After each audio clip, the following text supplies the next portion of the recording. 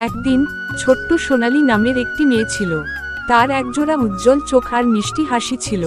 সোনালী তার দাদুর সাথে গ্রামের বাড়িতে থাকত। দাদু তাকে রোজ রাতে মজার মজার গল্প শোনাতেন। একদিন দাদু সোনালীকে বললেন, সোনালী, আজ আমি তোমাকে এক ছোট্ট পাখির গল্প বলবো। সোনালী আগ্রহ নিয়ে বলল, হ্যাঁ দাদু, বলো। এক ছিল ছোট্ট পাখি, নাম তার টিয়া। টিয়ার গায়ের রং ছিল সবুজ আর ঠোঁটটা ছিল টুকটুকে লাল।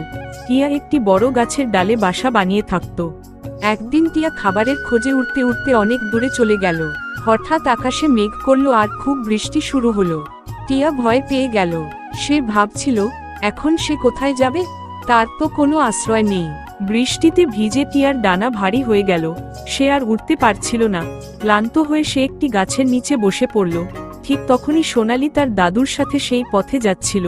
সোনালী ভেজা আর কাপা কাপা একটি ছোট্ট পাখিকে দেখতে পেল। তার খুব মায়া হলো। সোনালী পাখিটাকে তাদের বাড়িতে নিয়ে গেল এবং সে একটা ছোট বাক্সে নরম কাপড় বিছিয়ে টিয়ার জন্য একটি আরামদায়ক ঘর তৈরি করে দিল। সোনালী আর তার দাদু টিয়াকে খেতে দিল আর তার ভেজা পালক মুছে দিল।